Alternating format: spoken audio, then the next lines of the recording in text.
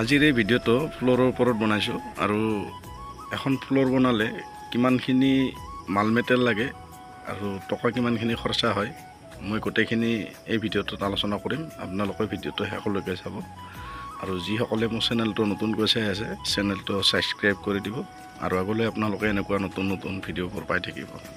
নমস্কাৰ জনাইছোঁ মোৰ অন্য এটা ভিডিঅ'লৈ। আৰু এতিয়া মই কৈ যাম আপোনালোকক ফ্লোৰ এখন বনালে কি কি বস্তুত গুৰুত্ব দিয়াটো দৰকাৰ। প্ৰথমতে এইখিনি জানিব লাগিব আৰু সোলিং আপোনালোকে কিহৰে সোলিং কৰিলে বেছি ভাল হ'ব সেইটো আপোনালোকে নিশ্চয় জানে। ইটাত যদি আপোনালোকে ইটা সোলিং কৰে এইটো পিকেট ইটা যদি ব্যৱহাৰ কৰে শিল আৰু পিকেট এই দুইটা ঠিক একে ধৰণৰ বস্তু বুলি ক'ব পাৰি।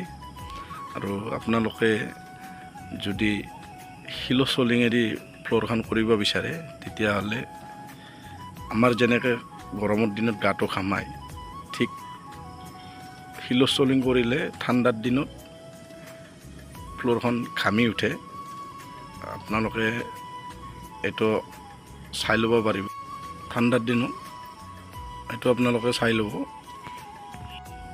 মই আপোনালোকক দুইটাই হিচাপ দিম, শিলৰ সোলিঙত কিমানখিনি খৰচা হয় আৰু পিকেট ইটা ব্যৱহাৰ কৰিলে কিমানখিনি খৰচা হয় দুটা হিচাপে আপোনালোকক দিম।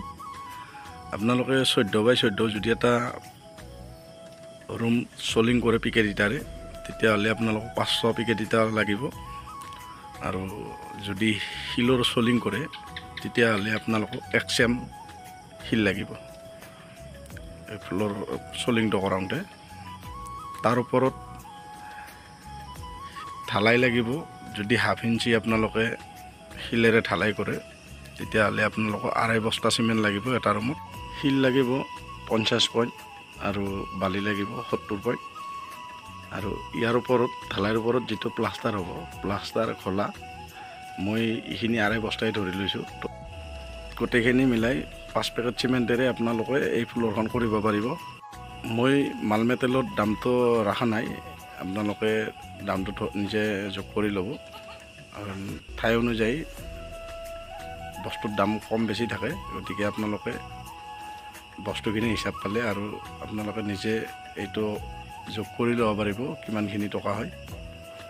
আৰু মোৰ আজিৰ ভিডিঅ'ত ক'ব লগা ইমানে।